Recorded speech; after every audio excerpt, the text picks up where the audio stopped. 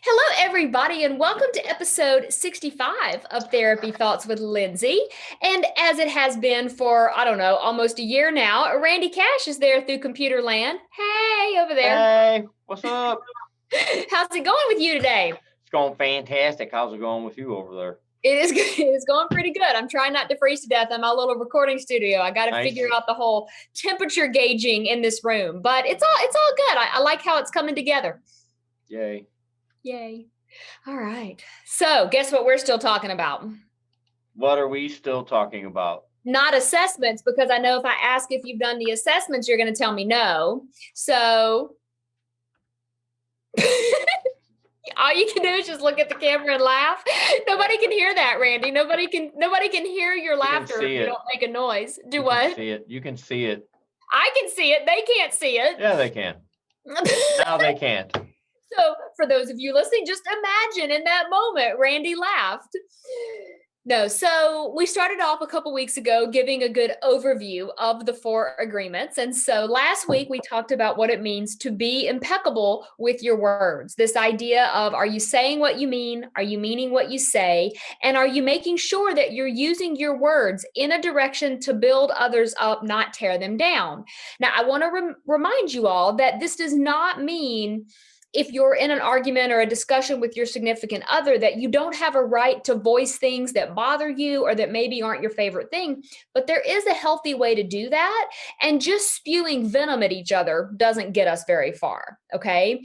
So part of how these agreements build on each other is that as we dig into the second agreement, which is don't take things personally, I think it's really understandable that if someone's using their words in a direction where they're tearing someone down, or maybe they're just not using them very impeccably, the next agreement of not taking something personally is really hard to not do. Because, when you care about someone, when you love someone, when you're in a relationship with someone, if they look at you and they say something really hurtful, isn't it kind of difficult to not take that personally? I mean, I think human nature is to feel emotionally reactive in that moment. Funny thing, that's just what I wrote down. Isn't it the natural reaction to kind of take things personally? Mm-hmm. Yeah. It is. It's like our brains are wired for, sort of this negative sort of spin on things. And we have a tendency to assume that everything that goes on around us is about us, when the truth is, what's really happening in those moments is that the way you or I or whoever shows up in the world is really a reflection of our own stuff. So rather than taking everything personally that someone else does and says, if we start using it as a mirror to sort of reflect back onto them the recognition that the way they are showing up is a reaction of their stuff, that helps us to get a little bit of distance from it and to maybe not take it quite so personally. But that is easier said than done. I mean, in a relationship, the other piece of it is that you don't want to think that you're upsetting your significant other. So if they do something or they say something or they tell you something they don't like, again, it's kind of human nature to go, oh my gosh, I'm so sorry. That must be something I need to fix. Or I'm a terrible person, or maybe there's something I'm doing wrong. Let me fix it right in this moment. And it doesn't always work that way, because not only is it up to both people to start using words in a very intentional way. So if one person has a problem, rather than just spewing venom at the other one, you actually sit down and have a conversation, or you schedule some time to have a conversation. You let them know how they've hurt your feelings or what it is that they've said that maybe you'd rather them say differently. But that is where you're responding thoughtfully versus reacting emotionally. And there is a difference in those two things. Yeah, when you start to react emotionally, remember that thing I used to say, don't project your stuff on me. I think you start projecting that onto the other person when you start to react that way. Mm-hmm. That's a really good point. I think projection comes into play, right? The person that's projecting their stuff onto you. And then if you turn around and you're now emotionally reactive, you're projecting your stuff right back on them. And then what happens is the conversation just devolves It just devolves into arguing and hurt feelings. Nothing gets accomplished. Now we're probably yelling and screaming at each other and nobody's listening anymore. And then the other side of that is that's where resentment starts to build, where you feel like there's just this barrel of problems that never get talked about, that never get worked out because everything is so reactionary versus actually digging into what's in that barrel and trying to thoughtfully understand it and to communicate about it in a way where everyone has a voice while also using your words impeccably. You can talk about negative things without hurting another person's feelings. It is actually possible. People like to argue with me when I say that, but I will guarantee you it is possible. I don't want to say 100% of the time, but I would say in like 99% of the time, there is a way to take whatever the negative message is and to at least turn it into a constructive conversation. I think we're like taught to run on emotion, and not use critical thinking first, use our emotions, just react from our emotions, and it's real easy for a conversation to turn into an argument. We have to learn how to have a conversation, I think, if that makes any sense.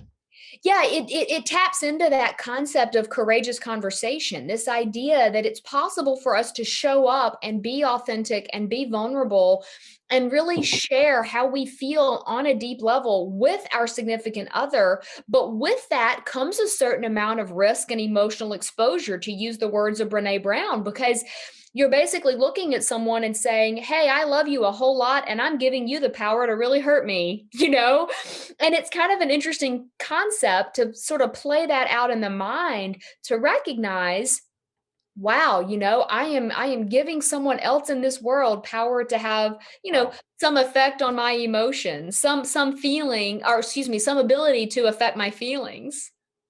That's funny because that's once again just what I was writing down, man. No one wants to be vulnerable because for me personally, it's like that's the power that I'm giving up. I like you just perfectly said, I'm handing you the power to hurt me if you so choose to do. And a lot of people, I think, like myself, that's why we stay bottled up, man, and try not to get too vulnerable because we don't want to be hurt, Yeah, and I get it. I mean, there's a certain amount of self-preservation and self-protection that gets mixed into this whole thing, where you're not wanting to be vulnerable in a way that feels unsafe. And so that's part of why, if we start laying the foundational groundwork to have a safe sort of experience for everyone in the relationship, well, then we're not so contingent on worried about, if I say this, what's going to happen? If I say that, what are they going to say back? Are they going to take this the wrong way? Is this going to cause a fight? Is this going to cause an argument?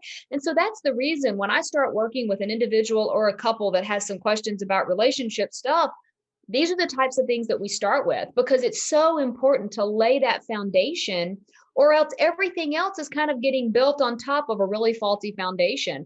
And not to be too metaphorical, but that whole idea that, would you rather build your house on something that can withstand the damage that it might go through? Or do you want to build it on a really like shifty foundation that could potentially just crumble and then you're left holding nothing, right? I would rather us have a foundation to fall back on, that if all the walls fall down around us, we have each other in a foundation to build back up together. Absolutely. This is the very first romantic relationship that I've ever been in. And when we first started out, I was upfront and honest about everything. I didn't hold anything back, and I just threw it all out there. Anytime anything came up, and so far so good. I got to say, it's helped navigate through some of the, what you would call the courageous conversations, just being honest with myself first and then with the other person, just made things so much easier.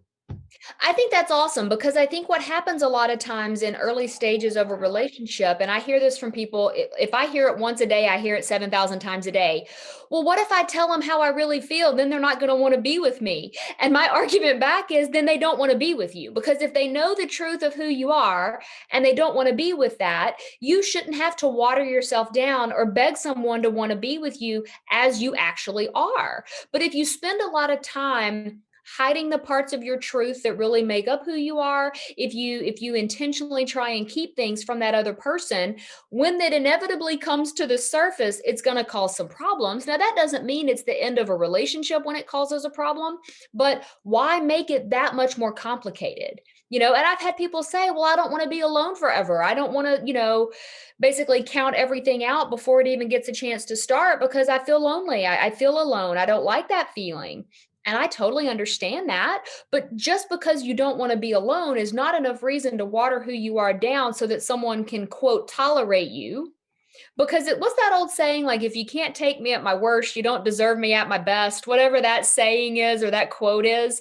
And I can't remember who said it now, but I think it's kind of brilliant because although I'm not suggesting you show up on a first date and air all of your dirty laundry right away, there are ways to talk about negative things without them being overtly terrible and horrific, right? But that doesn't mean that you should hide them. I'll use me as an example. I tend to process things in a very neuroatypical way, and that shows up in relationships where I take things very literally and I do take things personally. That can cause some problems for me in relationship land. And I would say, like, pretty much every relationship I've ever been in, I have had some conversation early on with the other person saying, hey, look, this is kind of what happens in relationships with me. I'm just giving you a heads up. I'm not saying that there aren't times that it won't irritate you, because it probably will.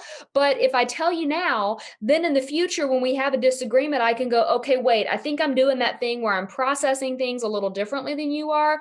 Is there a way that we can reset? If I've already laid that foundation, they know what to expect. It's not just a shock when all of a sudden I say something or do something that might be a little bit atypical, right? Yeah, I'll say, like, I've learned how I work and navigate things, like you were just saying, how I used to behave in previous relationships and things like that. But with this one, I'm just gonna go back and make it all about me because I'm real good at that. With this relationship, I think it works so well, in addition to what I said earlier about being honest, is when I got into it, I was happy with me and myself, and I was living authentically just who I am as I am, and I wasn't trying to, cover up my little twang anymore, my vulgar, colorful language at times and things. I was just being me, and I was happy, and that, I think, also led to the success not only with my relationship but in some of my business affairs and my friendships too. I think you're right. I think the more authentic living we can just do, the better served all of our relationships are going to be, including the relationship you have with yourself, because that really does set the tone for other relationships. I have heard people say, like, well, if you don't love yourself, no one else can love you. I don't know if I agree with that completely, because I do think that learning to love yourself is a process. And I don't think that we should be putting ourselves on hold and feeling like, well, I don't love myself enough yet, so I can't try to find someone else to share my life with. I don't know how accurate that is, but I do think the relationship you have with yourself is going to set the tone for how you show up in relationships with others. And so that's why it's important to continually be working on it and learning how to go to those deeper levels. And you might be listening and thinking, okay, but we're talking about not taking things personally. And that's on the surface, right? That's the theory written on the surface. We have to dig beneath that and really get in touch with what are the things that go into reasons we might be very emotionally reactive and take things personally. So that's really what we've been talking about today, is how to get to the thing beneath the thing to really understand the underlying issues that might actually be there that need to be worked on.